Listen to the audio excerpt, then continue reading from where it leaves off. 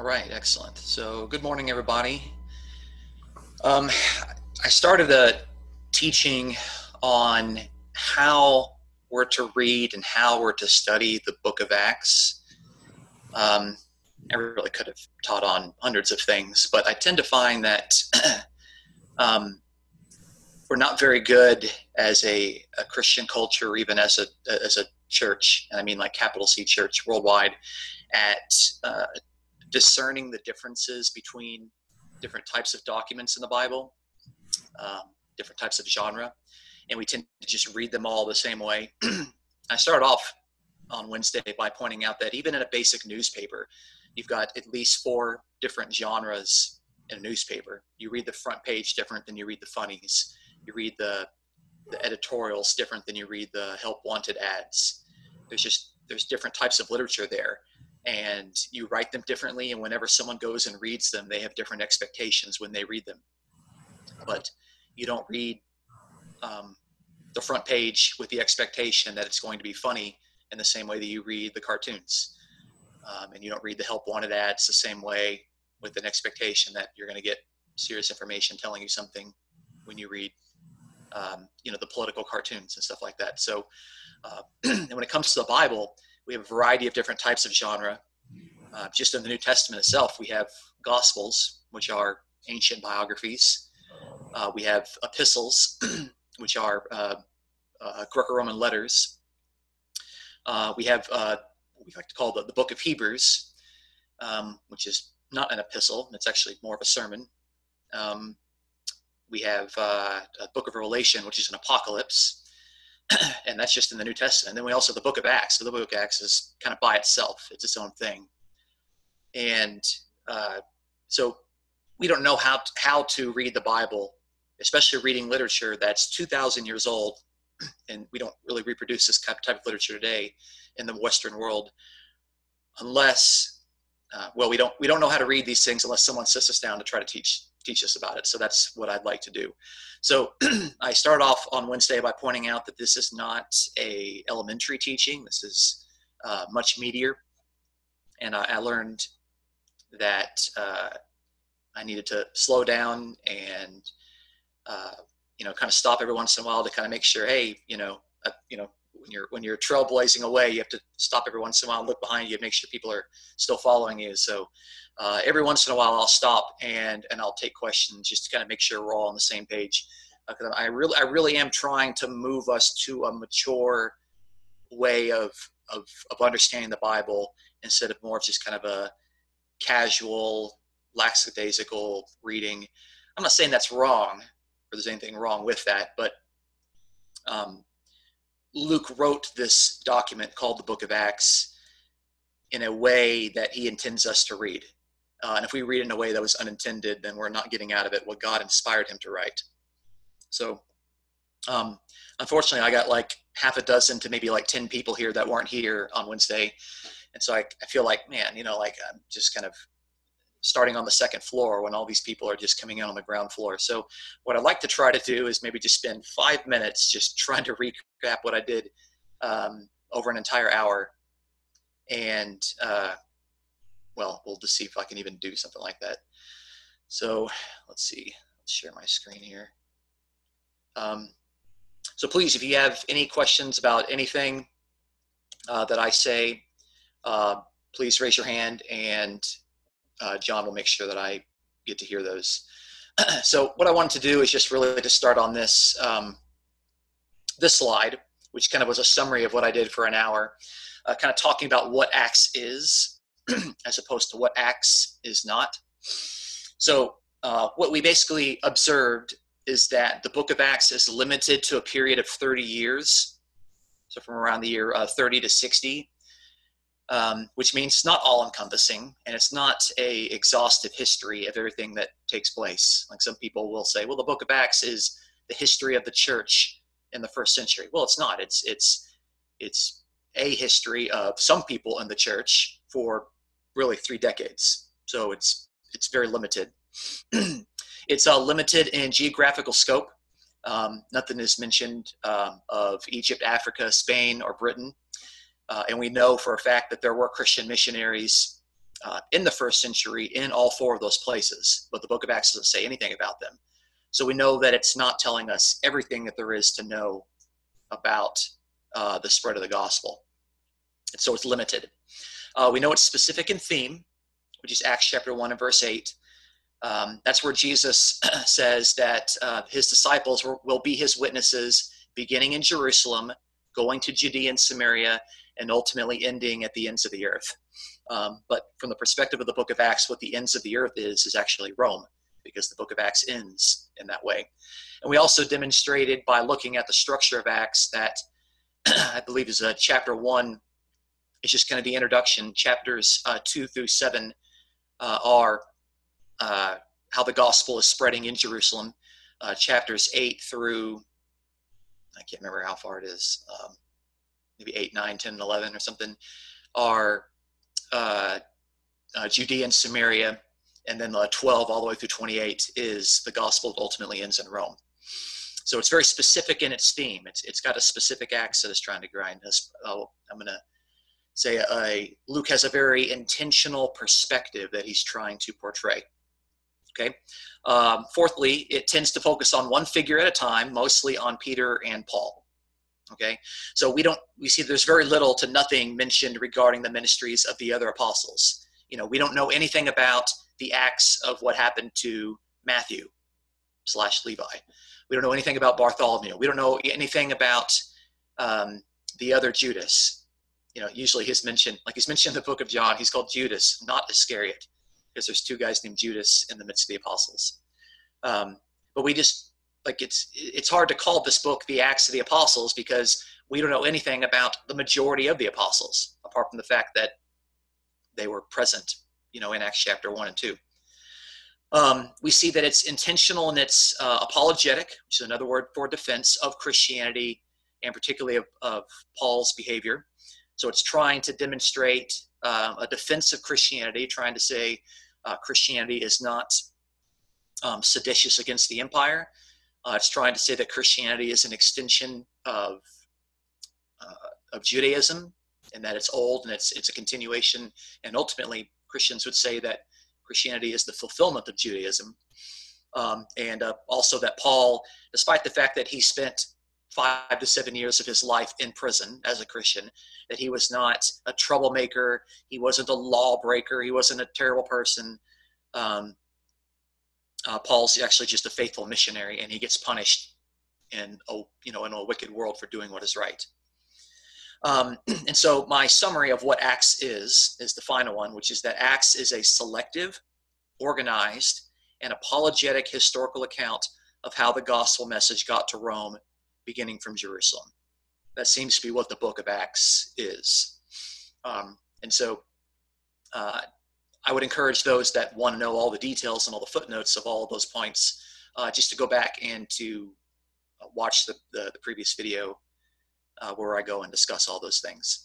So, but I just kind of want to make just kind of a review for those that were here, and that's a quick kind of summary for those. But I wish that I could take all the time to go through all the details of all that, but unfortunately, we don't have that kind of time. So I wanted to start off actually in the new content for today, and I want us to look at Luke as an individual who wrote not only the Gospel of Luke, but also wrote this document that we call the Book of Acts. Okay, remember Luke, because he wrote those two, actually wrote more statistically of the New Testament than any other writer. Obviously, he was inspired by God to do so, but that actually makes Luke a very considerable figure. I don't think we give a lot of credit to him for doing that. We like to give a lot of credit to like Paul, but actually statistically, Luke wrote more than Paul. So what I'd like to do is look at the introduction to both of the works that he did, which is Luke and Acts. And so if you'll follow along with me, I'm going to start here also in the first three verses, or first 4 verses of Luke. This is Luke chapter 1. I'm just reading here the NASB, but I imagine any translation is going to say the same thing. So Luke starts off, this is his introduction to the gospel. Okay, remember, the gospel is an account. It's an ancient biography of Jesus. Okay, so this is what Luke says. Inasmuch as many have undertaken to compile an account of the things accomplished among us, just as they were handed down to us by those who from the beginning were eyewitnesses and servants of the word, it seems fitting for me as well, having investigated everything carefully from the beginning, to write it out for you in consecutive order, most excellent Theophilus, so that you may know the exact truth about the things you have been taught. Okay, so this is kind of his 4-verse introduction to Luke. Now, when I move over, by the way, to Acts, look at how he starts off this document, Acts chapter 1 and verse 1. The first account that I composed, Theophilus, about all that Jesus began to do and teach, until the day when he was taken up to heaven, after he had, by the Holy Spirit, given orders to the apostles whom he had chosen. And then he goes and he just begins the book of Acts. So Acts reminds us that he wrote the Gospel of Luke, telling us all the things that Jesus began to do and to teach, implying, by the way, that it's not just the acts that Jesus did, which are important. Jesus died for our sins, etc., but also that Jesus taught things, and then ultimately culminates in his ascension to heaven. But he's writing both of these documents to this guy named Theophilus. Okay, now taking us back here to Luke. So what I'd like people to do is, hopefully, if you have a printed Bible, I'd like you to keep Luke chapter 1 open right in front of you, because what I'm going to do is I'm going to share with you another document by a first century Latin scholar. He's a Latin writing scholar. And what he did was he went around and he did all of this research on herbs and medicine, because he was trying to catalog them all in a way that could be used for the medical field. Okay, and I want you to, as you keep in mind this first 4 verses of Luke, I want you to listen to what this guy has to say. So this guy right here, his name is Dioscorides. Let's kind of all say that together, Dioscorides.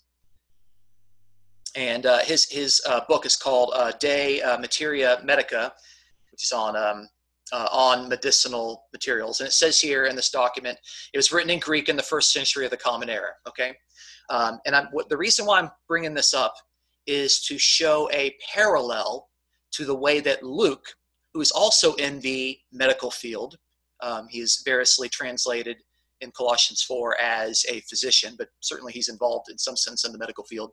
But I want you to see how Dioscorides begins his work. Okay, so it's a little longer than 4 verses of Luke, but I'm going to read to you fairly quickly here. All right, so he starts off this way, and I'm going to make this a little bigger. He goes, Dearest Arius, although many of the writers nowadays, as well as those in ancient times, wrote discourses on the preparation, strength, and dosage of drugs, I will attempt to prove to you that I did not choose to undertake this through vanity or impulsiveness. Some of these authors did not complete their attempts, while others copied previous historical documents. Iolaus from Bithynia and Hexclides from Tarentum, whatever, briefly considered the subject, but they completely omitted any systematic discussion of herbs and ignored metals and spices.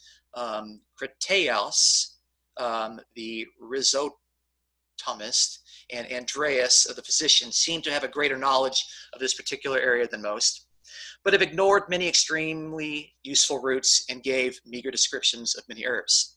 Still, I must admit that although they told us little, the ancients applied great effort in their work. I'm not completely in agreement with most modern writers, among them Julius Bassus, Niceratus, and Petronius, Niger, and Diodotus, who were all Asclepiads. That's another word for poets. In a way, they have condescended to describe commonplace information familiar to all, but they have explained the strengths of medicines and their properties briefly, not considering their value by personal experience, but by worthless discussion, created needless controversy regarding each medicine. In addition, they have mistakenly recorded one thing for another. So Niger, who it seems is a man of importance among them, declares euphorbion to be the juice of camellia that grows in Italy. And he goes on. I'm just kind of skimming through this a little bit more. Let me actually move to the next page, actually. We don't need to read all those details here. Here's the point that I want to get to. Okay, so I'm going to start here and kind of at the end of the second line. I dedicate this collection to you as a token of my grateful appreciation for your friendship you have shown me. You're always a ready friend to anyone obsessed by knowledge, particularly in this profession, and even more especially to myself. It's clear that you love that wonderful man, Licinius Bassus, has for you, that you have, that you express loving benevolence that I expressed. Then he goes on and on. Down here, you can't really see my cursor. He says, was careful investigation, since I know many plants personally and others from previous writings that are generally approved of, and patiently inquiring by questioning the local inhabitants about each type of plant, I will attempt a different classification and also try to explain the varieties and use of each one of them. Okay, so that was kind of a long introduction, but if you keep that in mind, look at the introduction to Luke. Look at what Luke also says. Again, just reading in verse 1. Inasmuch as many have undertaken to compile an account of the things accomplished among us. Verse 2. Just as they were handed down to us by those from the beginning, who were eyewitnesses and servants of the Lord, it seemed fitting for me as well, having investigated everything carefully from the beginning, to write it to you in consecutive order, most excellent Theophilus. What Luke here does is that, just like this other author, is that he says, hey, other people have taken the time to write an account of what I'm going to write to you. He also says, I have spoken to eyewitnesses, just like the other author. Both authors do this. But Luke also says, like this other author, that he is going to write it in a more organized fashion. He's going to write it in a consecutive order. We also see that he dedicates his work. Luke dedicates it to Theophilus. Dioscorides does it to this guy, Arius. Back in this. And then Luke 1:4, he says, so you can know the exact truth about the things that are taught. I mean, Dioscorides says, I've done my homework. I've talked to all the right people. The other people, they weren't really motivated, or they didn't write complete accounts, or they were more complicated when they need to be. But it's a very interesting parallel from the first century, from another educated person in the medical field who begins his document in nearly the same way that Luke begins his document. And to me, that's extremely fascinating, because that tells me that Luke is writing in a way that was recognized by academics. He's writing in a way that was contemporary with that culture. And if that's the case, then we have a lot to gain by comparing not only Luke, but also the document of Acts with other accounts contemporary in the first century. And basically what we're doing here is we are putting things into their context, because Luke and Acts are first century documents, and the best way to understand them is to compare them to other first century documents. Anyway, I kind of that was kind of a lot, and let me just kind of stop right now and just see, does anyone have any comments or questions about reading Luke in light of Dioscorides? I'm not able to see any hands. Dustin, this is very trivial, but long time ago, somebody was trying to school me, and the word Theophilus, they said it was translated beloved of God. I caught what you said, that this is a gentleman, that he's dedicating this, that he is saying to a person. Right. Can you speak to that? Just real brief. Okay. So lots of people in the Bible have what we like to call, the technical term is a theophostic name. Okay. Which means that they have a name that has either God or the name of God in it. Okay. They have some sort of special name. like Jesus's name, Yeshua, which is really just the same name as Joshua. It's just a name that what it means is Yahweh saves. In English, we have the word Christopher, which is actually a Greek name, which means bearer of Christ. And so lots of people have those names. It doesn't mean that there are not actual persons, but Theophilus is an actual person. He's a person that Luke is dedicating this work to. He was likely a patron. Let me kind of show you this, by the way, just to kind of demonstrate this. And I'll spend some time talking about this. So we have this word here in Greek, this word for most excellent, Theophilus. This is in Luke chapter 1 and verse 3. And anyone with BibleWorks can do this. They can right-click on it, and they can search on the lema. What's the no, it's not, it's the form. There it is. Okay, so you can search on the form, and you can see this word shows up 3 times. Okay, you can see it shows up in Luke 1:3, but this most excellent. You're talking to someone who's most excellent. We also see it in Acts 24 and verse 3, where we have a guy named the most excellent Felix. Okay, and Felix was a procurator similar to Pontius Pilate, but this is obviously decades later. Felix was an actual person, but he's also addressed in a very respectful, noble way. Okay, and then also when we get to the last account there in Acts 26:25, we have most excellent Festus. Festus was the procurator who followed Felix after Felix was removed from his service. So we see that this phrase, most excellent, in every other occurrence of the New Testament refers to actual persons of high ranking, of nobility. They have funds. And so it seems very likely that Theophilus was also a high ranking person in a similar fashion. So that would be my answer to that. Is that like, here's the thing. I don't just want to tell you what I think. I want to give you reasons for why I think them, because I don't want to just give you my opinion. My opinion is pointless. Like, I want to convince you of reasons that are logical. Is my argument here, in your opinion, logical? Okay. Okay. All right. Anyway, so the point there is that Luke is writing in an understood way of introducing his document, similar to other academics, interestingly enough, in the medical field. So granted, Luke does it for us in 4 verses, where this other guy does it in like 30 verses. So anyway, I just always thought that was kind of fascinating. Okay, so actually, were there any other questions about that before I move on? Lisa knows what was it again? Rhizomist. A rhizomist. She knows. Oh, please educate me. I study herbs, so that's why, and plants and things, so that's why I know that it's someone who studies rhizomes, which is a particular type of root. Okay, that's good, because rhizo actually is the Greek word for root in the New Testament, so that makes sense. Okay, that's really smart. Okay, so all right.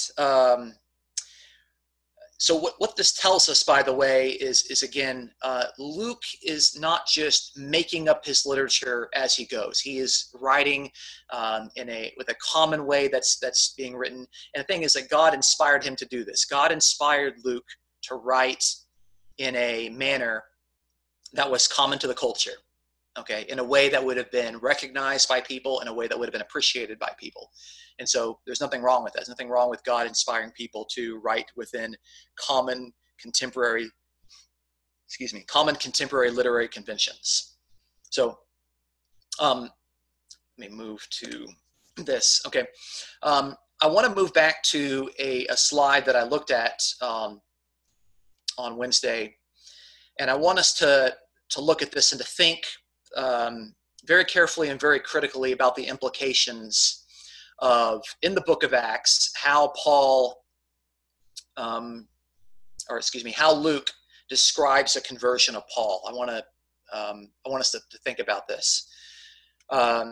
So in this page right here, I have in 3 different columns the conversion of Paul, all written in the book of Acts. Remember, the book of Acts is going to describe the conversion of Paul 3 different times. Okay, in Acts chapter 9, Acts 22, and Acts 26. To be fair, in Acts 9, it's being described from the third person perspective. This is what happened to Paul.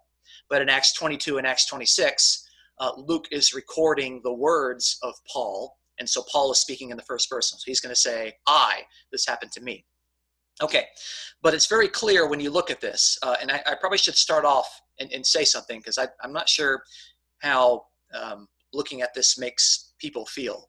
I'm not trying to point out any sort of contradiction to anybody. That's not what I think is taking place here. Let me be very, very clear about that. Luke is not contradicting himself when he writes this story in three different ways. Okay, so if anybody walks away from this and says, Dustin talks about contradictions, please politely tell them that they're mistaken.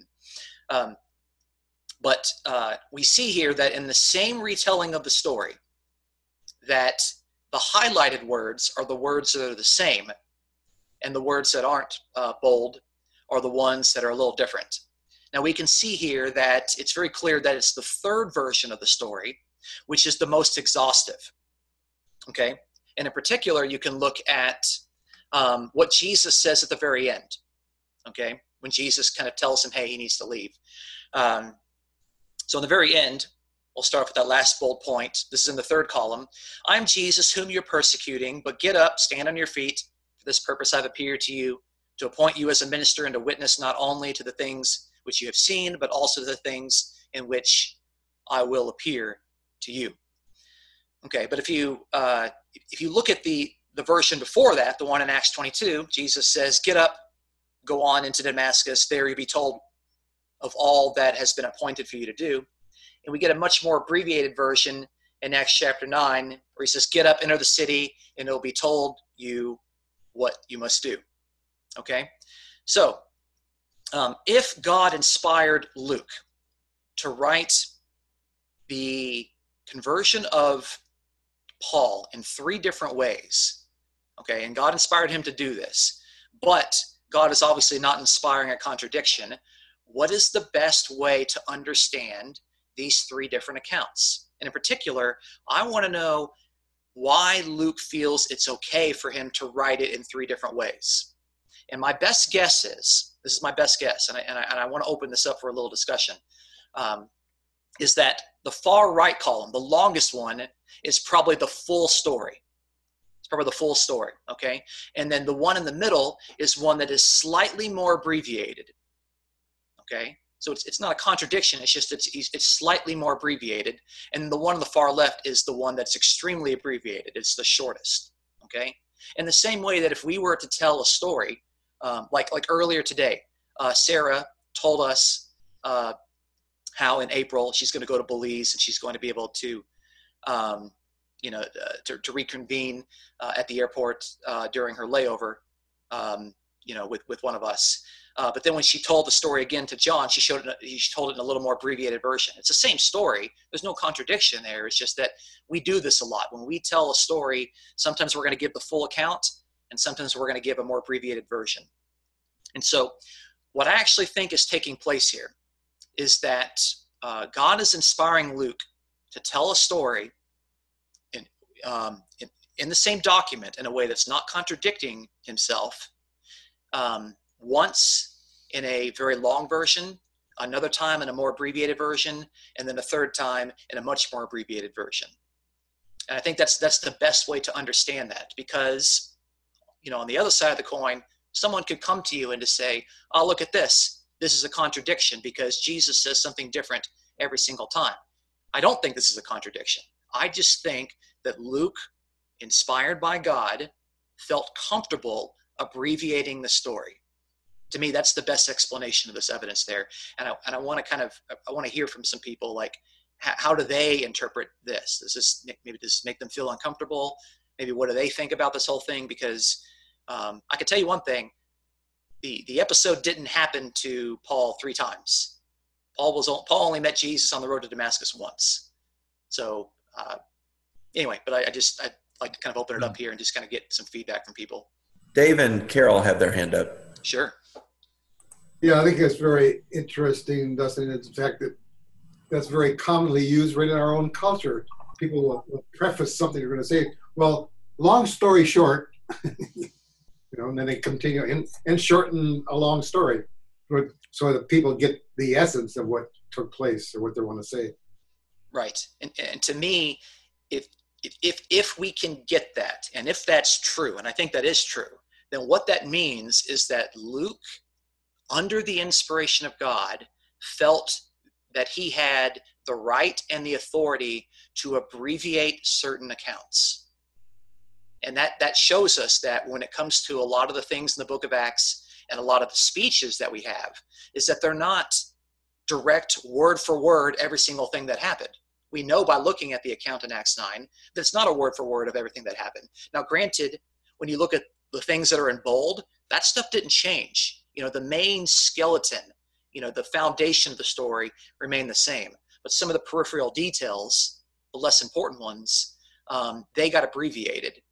And so if here's the thing, if Luke felt comfortable under the inspiration of God saying long story short or abbreviating a story, then we also have to be comfortable reading this saying that, well, this is probably an abbreviated story and it's probably not giving us all the details.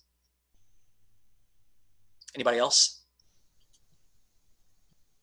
Lisa has a question. Well, I noticed that the second two accounts are Paul talking, whereas the first account is Luke talking, telling the story. So I was wondering if it was possible that in the course of the story that God wants Luke to tell, it just happens that there's a couple of times that Paul told his story to some people, and so he's including what Paul said as part of that. Is that why there are that three? Well, okay, so the way this works is that Luke is obviously retelling, from his perspective, what he wants us to see from the 30s, 40s, 50s, and 60s. Mm-hmm. And so in Acts chapter 9, it's just in the midst of that retelling, hey, here is where Jesus appeared to Saul, now the Apostle Paul.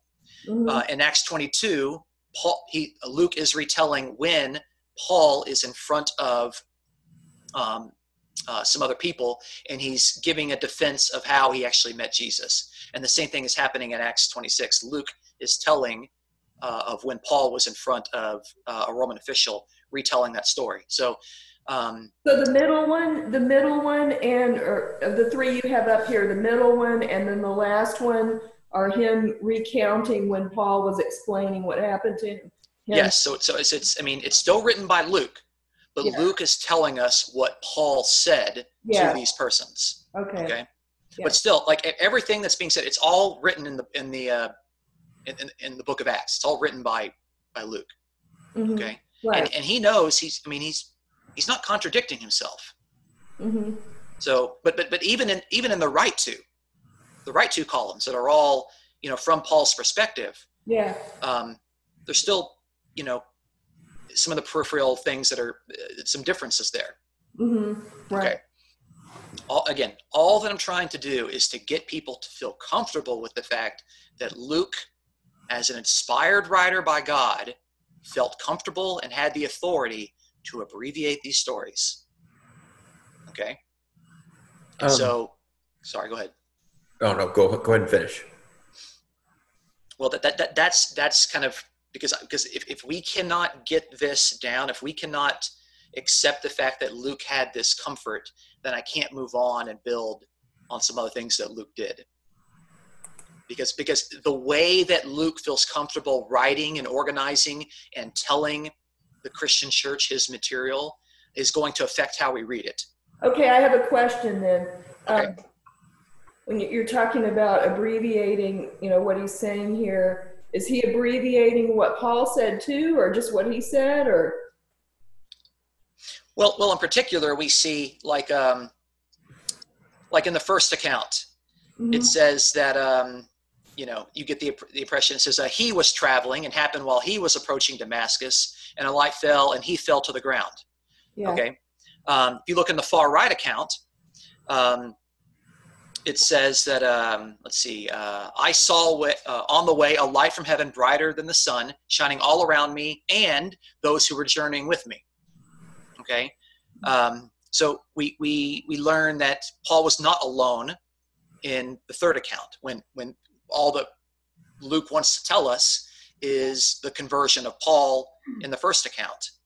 So, I mean, there's some details that are left out there. Mm-hmm. It's not a contradiction there. It's just that Luke doesn't care about the other people. Luke cares about the conversion of Paul. Right. Okay. So, and it's very clear. That's why I read at the very end, what Jesus says to Paul at the very end is different in all three of them. One is a much more fuller expression, and the other two are much more abbreviated versions. Right. Okay. Like long story short, in conclusion, TLDR. I see. Okay. Dennis is next. Okay.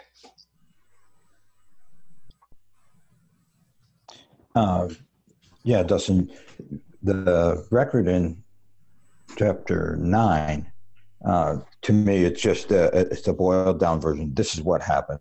Quickly, here, Paul got born again. Paul got saved, and then it moves on.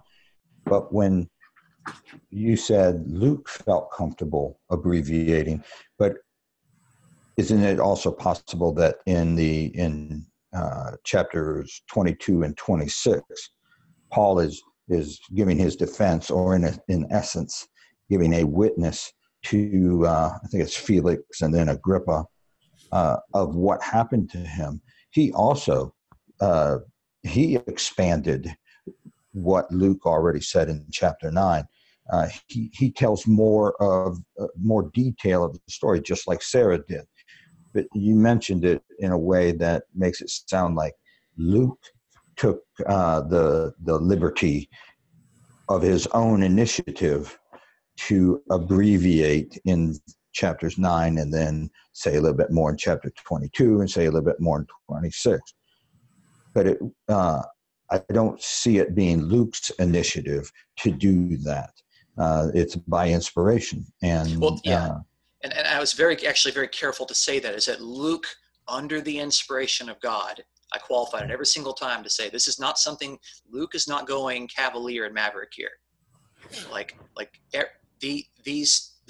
Whatever you want to call the differences between these things are all God inspired. Yeah.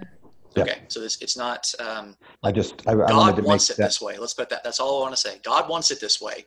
If that's the case, what's the best way that we can assess the differences here? Okay, and if the best answer is that God inspired Luke to give a more abbreviated version, then we need to be comfortable with God allowing writers to do that. That's what I'm trying to say. But it's very clear what Jesus says to Paul, on the very end of all these, get up and ... is different in each of them.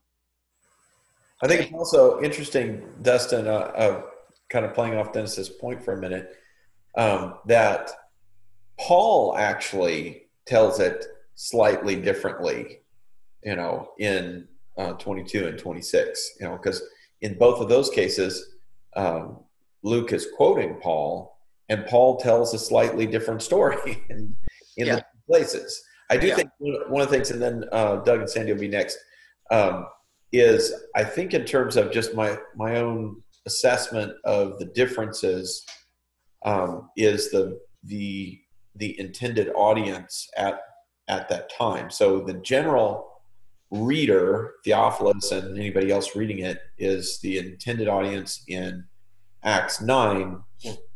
And in that case, you have Christian readers who are familiar with the stories already. We know that from the beginning of Luke, that Theophilus was already familiar with this stuff. And Luke is just, he's trying to give him, here's an orderly account of, what you're already familiar with. And so that's, when you tell somebody something about something that they've already heard about, your tendency is going to be to abbreviate. Mm-hmm. And then in the records in 22 and 26, you've got accounts where Paul is talking to governors of the region, and he treats them slightly differently. And one of the things that stood out to me as I was thinking about what you're saying and why the two might be different. Felix was new to the region, and Paul makes an interesting statement. He says that Saul, Saul, why are you persecuting me? He qualifies that was in the Hebrew dialect, which he doesn't say to Festus, who was very familiar with the region and the people, and would have been familiar with the languages and all that kind of stuff. Not necessarily that he spoke it, but would be familiar with what was going on. And maybe that detail really wasn't necessary to Festus. In terms of that. So anyway, just in a general sense, the fact that Festus was familiar with the situation already in the region, that he was more familiar with the people and the culture at the point in which Paul is talking to him than when Paul is talking to Felix, probably is part of why Paul himself gives slightly different detail between the two. Yeah, well, there's,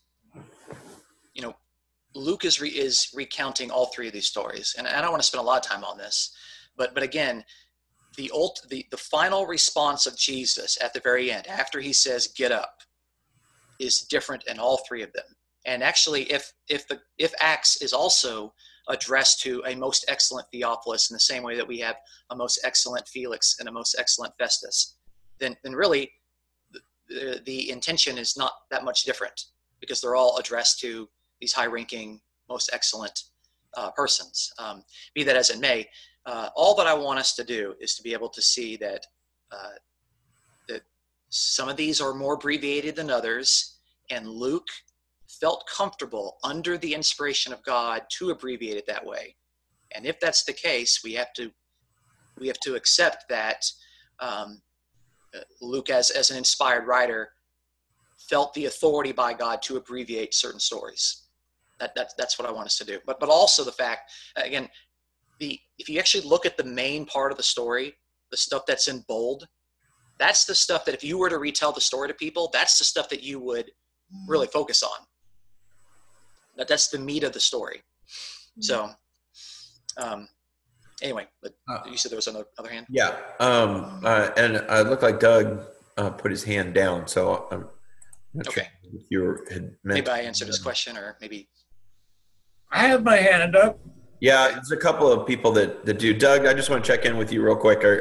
Did you get your question answered, or? Well, yeah, mostly. I mean, the hermeneutical principle of Scripture buildup is not just in Luke; it's in other places in the Bible where the original information is just limited, and then later on more gets added and more gets added. And I was going to comment that, I don't think Luke did this by accident. When he sits down and does his storyboard of how he wants things to show up, he's doing it in this particular way. And it's not uncommon in the current way that we give talks and we give speeches. You tell them what you're going to tell them, you tell them, and then you tell them what you told them. That there's a tendency to build on the story as you're moving along, and the way that you tell the different pieces fits into the context of the different sections of the book. That's the way I see it. So it doesn't bother me at all. And then the point that you made that Paul is telling his story to two different people, maybe that's why there's different information there. I don't know. Okay. Yeah. Again, I am not trying to make people uncomfortable. It's the exact opposite. I'm trying to make people comfortable with this information that's here. And I'm not showing anything that anybody couldn't have observed on their own with reading through the book of Acts. I imagine most of you have read the book of Acts at least once. So anyone could have come across this at any point. So I'm not digging anything out that's like hidden or secret. Mike's got his hand up. Okay, Dustin makes some excellent points there, and he's pointed out so much about the inspiration. God is an excellent expert on, I repeat myself, on language. Thus the word excellent Theophilus. God can say more in 2 words than we could ever. That word is very deep. Yeah, that's the way God works. A little now, a little then, a little more. As you go along, he's never early, he's never late. Luke is setting this in order under the inspiration of God, and God's building as we go and telling us more as we go. It's just so logical. It's beautiful. I'm done. And then Chris has her hand up. Hi. Yeah, I think on what Dustin has touched on before about how inspiration works, and that this writing wasn't dictated word for word by God to Luke, but God is allowing Luke to be a human agent, and God respects that, so that the writer is working together with the Spirit to get all this to us. And if I understand it right. Yeah, that is my position, is that God is inspiring Luke as someone who has gathered his information and he's putting it all together, and the composition that Luke is making with his various pieces of information and sources and the type of literary convention to which he's writing, all of that is inspired by God.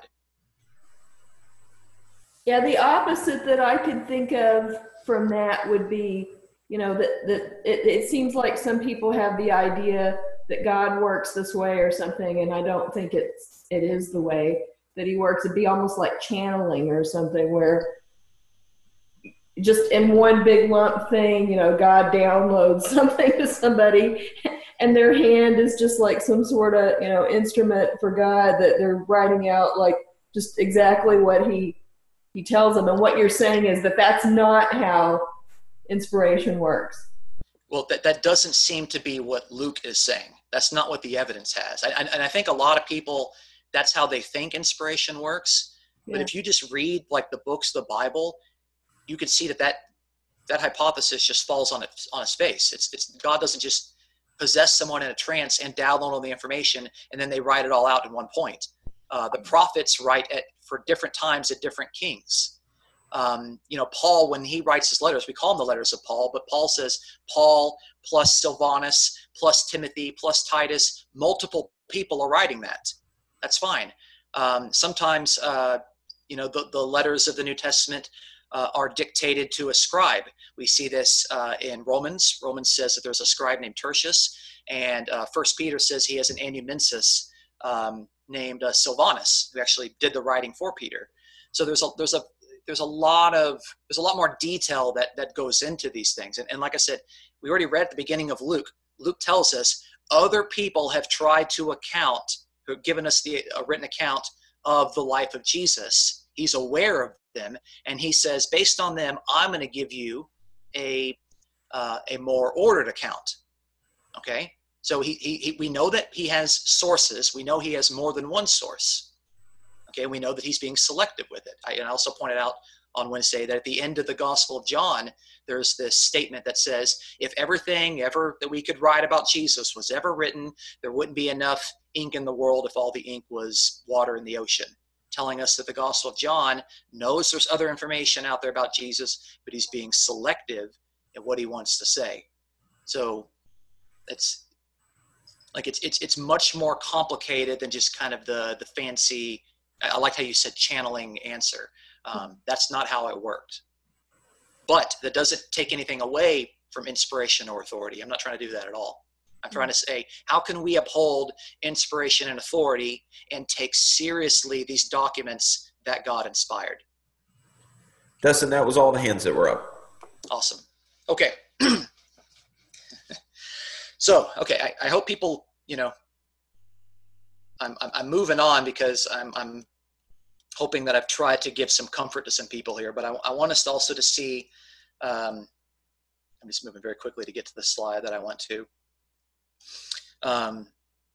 on some of the things that Luke did when he wrote his document. Okay, so in the interest of looking at the relationship between Luke's Gospel and Acts, just a couple of things. First of all, it seems that the Gospel and Acts were intended by Luke to be read as two parts of one unified work. Okay, I think that's okay. I don't think anybody has a problem with that. But it wasn't that, well, he wrote one book and then later down the line he decided to write another book, and they were just kind of like like they weren't thought of as two parts of one whole. I think there's enough evidence to demonstrate that when Paul was writing Luke, he knew he was also going to write the book of Acts, and he wrote Luke in a way to prepare him for writing the book of Acts. Like he had Acts in mind already. It was as if it was like the next chapter that he was already planning on writing. And I think we could prove that. I wrote that both books have prologues addressed to an individual named Theophilus. And Acts chapter 1 and verse 1 actually refers back to the initial work. We see that. But I want us also to look at this. If Luke, as an inspired by God writer and organizer of the Jesus material, the teachings of Jesus and the teachings of the apostles, look at some of the things that Luke did in his gospel to anticipate the book of Acts. Okay, and I'm just putting the verses up here, but I kind of want to, after we look at this, stop and just kind of get some feedback from some people as to how do they interpret what we're seeing here. So in Mark's version of the Olivet Discourse, okay, where they're on the Mount of Olives giving the sermon to the disciples, Mark says, then they will see the Son of Man coming in clouds with great power and glory. Plural clouds there. Luke, on the other hand, says, then they will see the Son of Man coming in a cloud with power and great glory. Now, I want to know why Luke, who tells us at the beginning of Luke that he has other sources in front of him, likely the Gospel of Mark, why did he take this saying where it says clouds and turn to cloud? Well, look at what happens in Acts chapter 1, where it says, after he had said these things, he, this is Jesus, was lifted up, and they were looking on, and a cloud, singular, received him out of their sight. And as they were gazing intently into the sky, while he was going, behold, 2 men in white clothing stood beside them. They also said, Men of Galilee, why do you stand looking into the sky? This Jesus, who has been taken up from you into heaven, will come in just the same way as you have watched him go into heaven. So what we see here is that in Acts, it says that Jesus went up in a single cloud, and the angels, these 2 men, said that he's going to come back in the same way. He's going to return in a single cloud. What we see in Luke says that the Son of Man is going to come in a single cloud. So my best guess is that Luke, knowing in the book of Acts what these angels said, and knowing that Jesus ascended in a cloud and that the angel said he's going to come back in the same way, wrote a single cloud in Luke 21, despite the fact that Mark says plural clouds there, because Luke, when he's writing the Gospel of Luke, is anticipating what he's going to write in the book of Acts. Anyway, you might think that's not a big deal from like clouds to cloud, but what I'm trying to do here is to say that here is an answer to why Luke, under the inspiration of God, wrote a single cloud. You may think that's a big deal. You may think it's not a big deal, but even if you don't agree with my interpretation as to why we have the evidence that's in front of us right now, I actually would be curious to get some feedback as to what you guys think about that.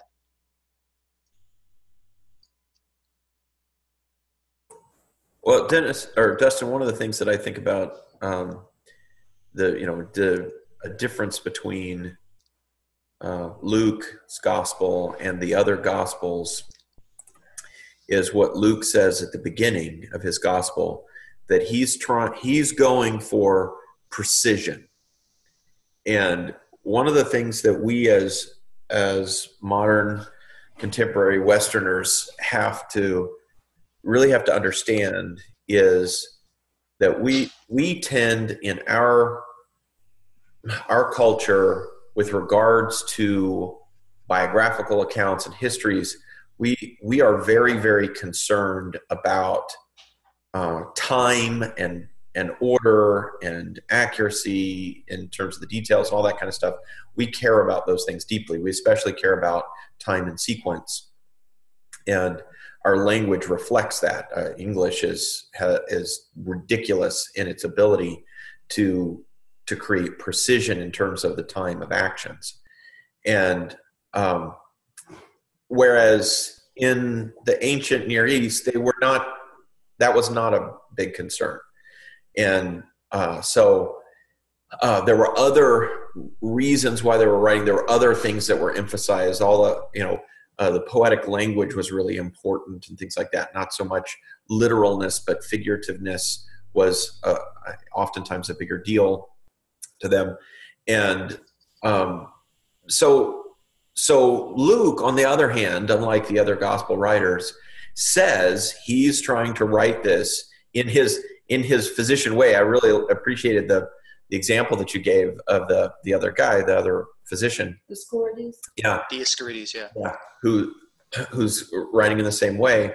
And so I do think that parts of the differences align along those lines of why Luke was doing what he was doing. And whereas Mark may take license with exactly, was it one cloud or many clouds or what the difference is, Luke is and Mark's just not concerned about that, whereas Luke is concerned about that.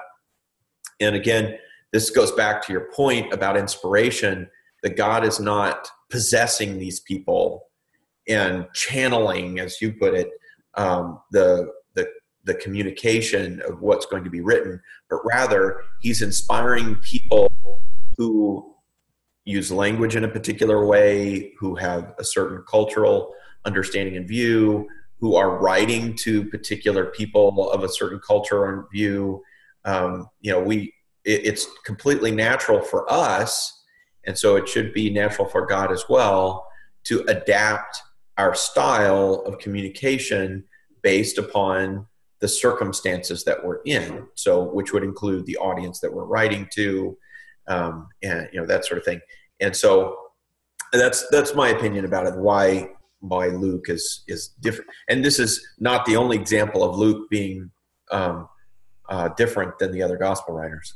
Well, to be fair, what I'm trying to demonstrate is that Luke chose a singular cloud, not because he's writing to a different audience or because he's more specific, but because he's anticipating what he's going to write in the book of Acts, which demonstrates that while he was writing Luke, he knew also what he was going to write in the book of Acts. I'm giving an answer, what I think is a very logical answer as to why this, if you want to call it a difference, is there. And I think that's the best explanation of that. So yes, people write to different persons, and some people write with more specificity. That's absolutely true, and that might be the case here. But here is a good answer as to why he did what he did. Hey, Dustin, I want to check in because the time, it's about 10:25. Okay. So probably what we should do is let you move on for a little bit without any more questions. And okay. Maybe you can get to a natural stopping place. Can you give me a like how much time I kind of have now? Well, that's really up to whether people stick around or not. You can go as long as you want, as far as I'm concerned. I tell you what. Why don't you take 15 more minutes to try and get what you want to get to today, and then we'll just open it up. People can we'll ask whatever questions at that point. Sure. And if people need to bow out, I understand that, and of course they can come back and watch it or. Okay, that's good. All right, so I'll move on here, and we'll look at just some other things. Here's another place where it seems that Luke tells us some more information in anticipation of the book of Acts. So in Mark 13, Jesus says, "They will deliver you to the courts, flogged in the synagogues. You will stand before governors and kings for my sake." Okay. But in Luke says, "They will lay their hands on you, persecute you, deliver you to the synagogues," and he adds prisons, and then has kings and governors for my name's sake. So slightly different, but he definitely adds the word prisons there, okay? Because the people that heard Jesus' speech here were the apostles, okay? But what document tells us that the apostles were thrown into prison? It's the book of Acts. In fact, we know that Peter and John were thrown into prison in the book of Acts. We know this. So it's very interesting that in my opinion, Luke, having Mark in front of him, decides to add the word prisons here because he knows for a fact that they're going to be thrown into prisons in the book of Acts. And he's anticipating this as a prediction of Jesus that gets fulfilled in the book of Acts. So it's very similar to my previous slide, to where I think the best explanation for Luke's, very, very careful how I say this, Luke's inspired and authoritative redaction is that he is doing this in anticipation for what's going to be in the book of Acts. So he gives us that detail there. Okay. So of course, Luke would be the only person that would have need to point that out because that's going to be something in the book of Acts. So again, from Mark to Luke. We have a similar thing here. This is where this is on the night before Jesus crucified. I'll just read what I wrote. The same emphasis on prison can be observed in Peter's statement to Jesus in Luke 22:33 and in Mark 14:31. Peter is in prison in Acts chapter 5. So this is Peter speaking in Mark 14:31. Even if I have to die with you, I will not deny you. But in Luke, it says, Lord, with you, I'm ready to go both to prison and to death. That's his response. So the first one just says, hey, if I'm going to have to die, that's fine. Second one says, I'm willing to die and go to prison. But it's very clear that Peter gets put into prison in Acts chapter 5. So how do I account for the fact that the phrase to prison is put into Luke's version and it's not in Mark's version? Because Luke anticipates the book of Acts, and that explains why he felt inspired by God to put that in there. So again, it's a lot of the same things, but the whole point is to show that Luke, under the inspiration of God, felt comfortable moving and shaping these stories, abbreviating these stories, or even expanding these stories because he knew that he was going to write the book of Acts, and he had that in his mind. One that I think is actually super important, and maybe you've seen this before, very, very important passage for our Christology in Mark 13:32, where Jesus says, of that day or hour, no one knows, not even the angels of heaven, nor the Son, but the Father alone. Okay, so only God, only the Father knows when Jesus is coming back. Jesus does not know when he's coming back. Jesus is not omniscient. Only the Father is omniscient. But in Luke's version of the Olivet Discourse, Luke takes this comment out completely. And I wonder, Luke, why would you do that? Isn't that a really important Christological point? Why would you take that out? But he doesn't take it out because Jesus says something similar at the beginning of the book of Acts, demonstrating that Luke still believes what Mark said. He just chose to put that theological truth in a different place. So in Acts chapter 1, verse 6, it says, when they came together, they were asking him, saying, Lord, is it at this time you're restoring the kingdom of Israel? He said to them, it is not for you to know the times or epochs which the Father has fixed by his own authority. So when they ask, hey, is this the time when you're restoring the kingdom? Is this the time for the kingdom of God? Jesus says, it's the Father who's fixed this, and it's not for you to know these things. Only God knows. So to me, that demonstrates a good reason why Luke, who has Mark in front of him, leaves out this reference, this very important reference, because he knows he's going to include it in the speech that Jesus gives at the beginning of the book of Acts. So again, Luke feels inspired to make his adjustments because he knows in his mind he's going to write the book of Acts while he's writing the Gospel of Luke. I'll try to just give as many examples of that as I can find. And I know for a lot of you, you might think, okay, well, that's not a big deal. But what it shows there is that Luke has inspired by God flexibility as a writer to abbreviate, expand, write in his own way. And we should be comfortable with that. We got to be okay with that. So moving on a little bit more. This is kind of this is more something that I think we should just be aware of as we're reading the Bible from different translations. So this is a quote from a major critical commentary. And this is talking about the Greek text of Acts. So Luke and Acts, actually every book in the New Testament was originally written in Greek. And it says, the attempt to reconstruct the original text, or perhaps, well, not to say the original text of Acts, is perhaps the most difficult of all textual problems in the New Testament. Okay? Why is that? Because the text of Acts circulated in the early church as early as the 2nd century in 2 different forms. Okay, so this is more of kind of a technical thing. First is what we call the Alexandrian text. It wasn't discovered in Alexandria. That was just a title they gave to him. And it's considered to be, by most scholars, the closest to what Luke wrote. It's got about 18,400 words. Then we have the Western text. It wasn't discovered in the West. It was just a title they gave to it, which is actually 10% longer than the Alexandrian text, 19,980 words. And I want you to notice when you look at the things that actually make this longer, they're very specific, okay? It was an early expansion of the Alexandrian witness. Particular expansions include extra Christological titles given to Jesus, as in they say more and more exalted things about Jesus. They have a more exalted picture of Paul, and the anti-Judaic additions used to describe the Jews and their leaders. So they start saying meaner and meaner things about the Jews and the Jewish leaders, okay? Now, what you need to know is that this Western text, the longer text, was the basis of the King James Version and the New King James Version. If any of you have read a modern version and you've read verses in Acts where the footnote will say, this verse was not included in the earliest manuscripts, this is why. Because 400 years ago, when the best text that we had was the Western text to translate the King James and ultimately the New King James, that's because the best text we had was this longer version. Since then, we've discovered better manuscripts, which has this, I want to say shorter version. It's just 10% shorter.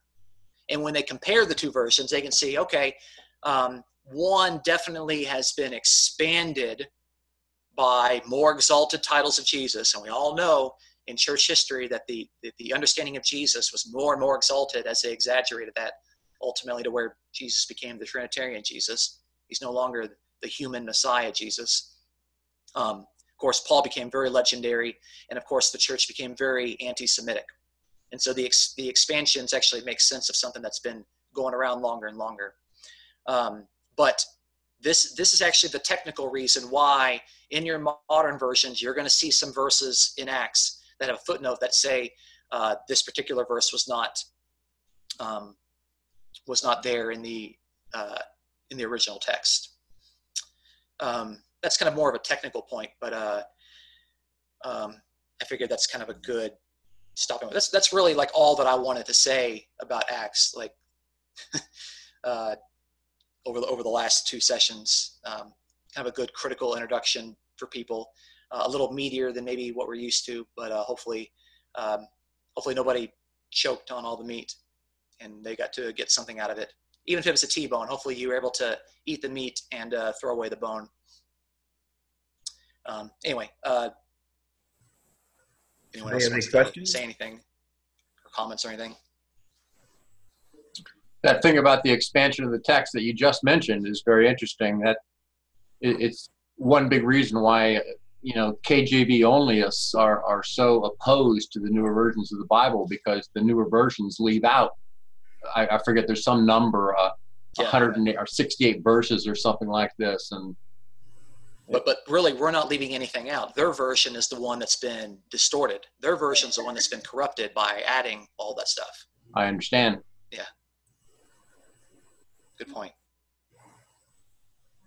I didn't realize that's interesting, Rob. I didn't know that's why the King James people. I didn't realize that was part of their why they hold their position. Yeah, there's websites dedicated to it. Oh, it's absolutely ridiculous. It's like, let me tell you, if you're in seminary and you're in grad school, they will not accept a term paper from you if you're citing the King James Version, because they don't regard it as a scholarly authoritative translation. That's how the scholars regard it. Like it's nice, it's beautiful, and it's a relic to poetry, but the version of the Bible that we have today in 2018 is 1,000 times more accurate and better.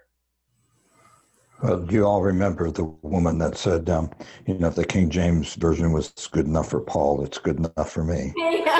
Unfortunately, it was not good enough for Paul. So That's the whole point. Hey, That's Dustin, what's can funny. you stop sharing your screen? oh yeah, sorry. There we go. Sorry about that. There we go. Put back in There we the go. mode. All right, Doug and Sandy got their hand up. So I just was going to make a comment about the differences in Mark and Luke, the cloud versus clouds and those kind of things. And someone who has a better knowledge than me about Revelation and how God speaks to people maybe can elaborate on this a bit.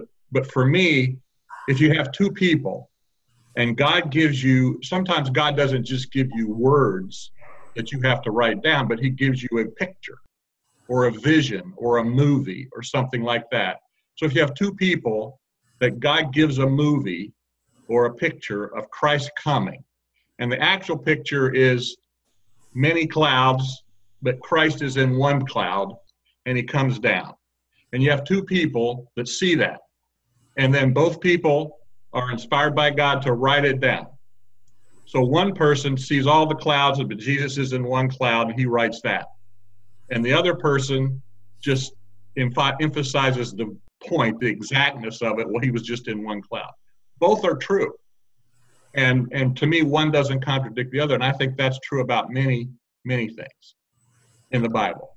And then the other point I wanted to make is when I hear these stories about the Western text and the Alexandrian text, it really makes me mad. Because the people who are entrusted with carrying through the Word of God screwed us. And they added and they modified and they adjusted to fit their own theology. And it really, I just hear that. I've never heard that before about Acts. I've heard about other things. The text, the Stephen's text used for the King James Bible had sections in there which added Trinitarian doctrine and things like that. I heard that part. And that upset me when I heard that. But it just really bothers me that the people who in the past were responsible for protecting the Word of God didn't. Yeah, and I mean, 1,000 extra words added to the book of Acts, that's a lot. That's ridiculous. But this is, and to me, like, that frustrates me as much as it frustrates you. And this is why these little minute details, which a lot of people, they're not detail-oriented person, these details matter to me very much. It's a big deal to me. And some of you may know I'm actually involved in some of the translation work. Well, I'm actually doing the translation work for the REV Old Testament. And this sort of scrutiny I carry to every single word and every single verse that I work on. And if you knew the number of changes I've had to make to the Old Testament, and the Old Testament version that we have in the REV is only 100 years old. It's only, it's not 2,000 years, 100 years old. You'd be upset at that. But the product we're getting now is much better, and it's really frustrating. But and to your first point, I need to emphasize, I'm not trying to make people uncomfortable by suggesting there are contradictions. I'm not trying to do that. What I'm trying to show is that Luke, under the inspiration of God, felt comfortable saying what he said, despite the fact that God has already inspired Mark previously to say something a little different. Now, some people think that God inspired Mark and God inspired Luke, and they never knew each other. I actually think that based on what Luke says at the beginning of his gospel, that he knows of these other accounts, he's read them, and based on comparing the Greek text, that Luke actually had a copy of Mark in front of him and wrote it actually because he had Mark as a source. So either way, God inspired Luke to say something different than the way God inspired Mark to do. And you know what? That's okay. That's fine.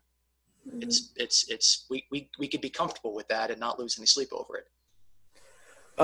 John Sant is John, I'm going to try and unmute you. He sent a message saying he can't unmute himself, so I'm going to try and unmute him. Oh. Okay, John, can you speak now? I think I can. There you go. All right, you're good. Go ahead and ask a question. Yeah, my whole thing locked up. Anyway, how do we know he anticipated? I don't quite get that. Now, I can understand God may have told him, listen, you're going to write another book. and and they're going to the two books are going to correlate. So you have to be precise on what I'm telling you to a certain extent. But I don't. Maybe it's just the word anticipation that kind of throws me. I don't know. I don't get that in anticipation unless God already told them, listen, you're going to write something else and it's going to relate to this, and there are going to be similar sections. So make sure you get this right because you're going to have to get it right the second time too. That I can understand, but I don't consider that anticipation. That would be just okay. That's fair, and I think that's a good pushback. Can I revise what I said and say that when God inspired Luke, God knew that he was going to inspire Luke also to write the book of Acts while he was inspiring him to write the gospel? Is that a much more fair statement? That makes much more perfect sense. And maybe it was just in my mind, a misunderstanding the anticipation part, and I certainly don't want to get into semantics and the definition of words and what anticipation means and all that kind of, but the way you express it, that makes perfect sense to me. Yeah, thanks. Yeah, well, it's there's a lot of things we could say about that. I mean, Paul says that when he's writing the letter to the Romans, he says, he anticipates ultimately going off to Spain, but Paul never did that. But Paul wrote Romans because he wants to use Rome as a base if he ever got there so that he can start his missionary journey ultimately to Spain. Paul actually never made it over there. But if Paul had not received in his heart that desire to witness to the people in Spain, he would not have written the letter to the Romans. So even though you could have inspiration, you can have anticipation of things you want to do, and God can give you that, and God can work in different ways with different people. So, I mean, like I said, we could turn that into like a 20-minute discussion there. But my point is that it seems that some of the things that God inspired Luke to do in the Gospel of Luke look forward to what we have in the book of Acts, and he kind of planted the seeds there for what was going to take place later. Thanks. Okay, Mike's got his hand up. Mike, you're muted. I can't hear you. I still can't hear you. You're muted.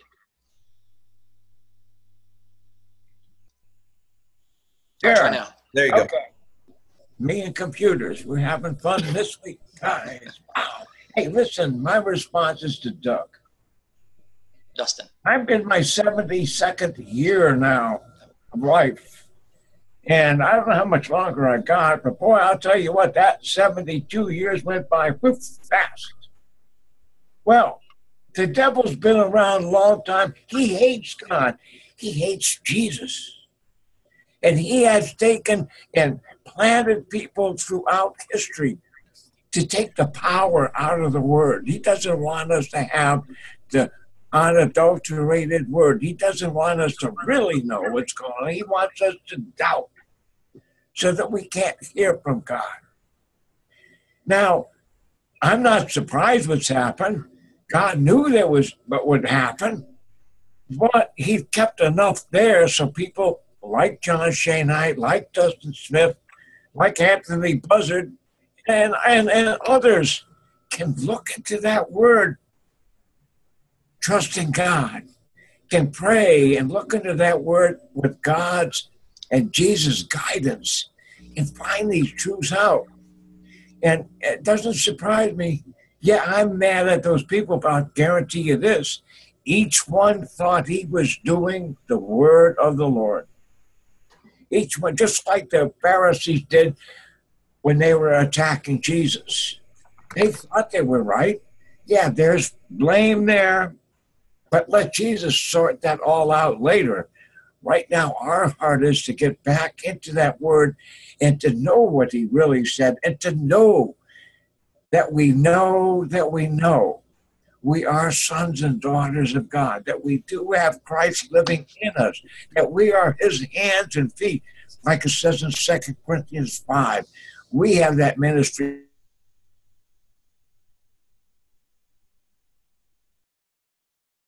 We have to take our generation, as David did during his generation, We have to try to teach the people now, today, what we know. And that's why you have all that error back then. We have an adversary we cannot see. And he got into some and those people. Amen. Let's see. Chris is next.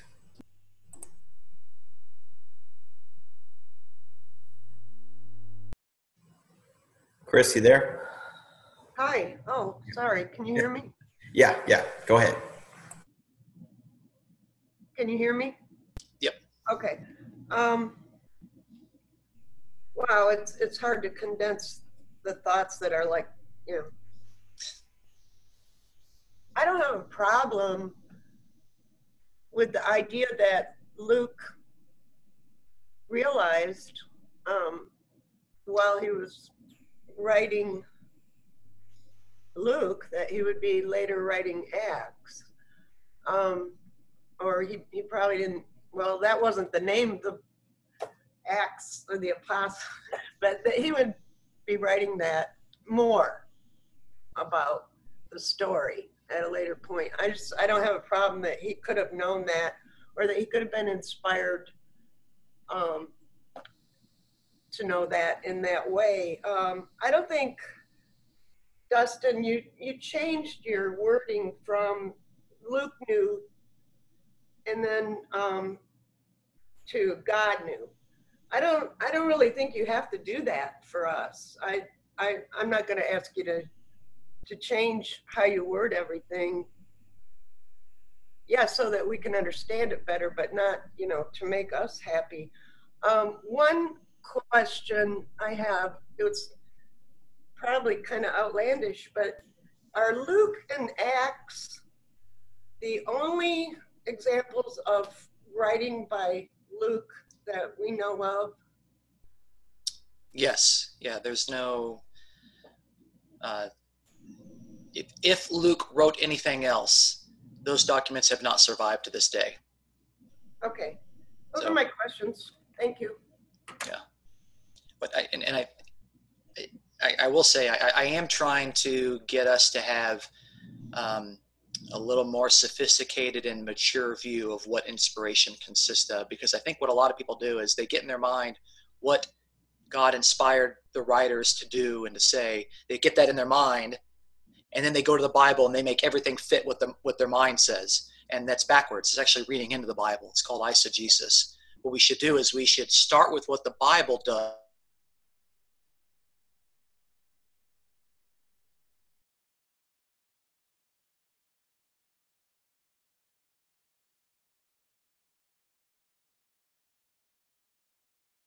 Since we have all the data here, how can we talk about inspiration in a more mature and sophisticated way? That's all. And this is just the beginning of the discussion. And I hope that this this is not to give us all the answers. This is just to start us asking questions, to get us thinking. Lisa has a question.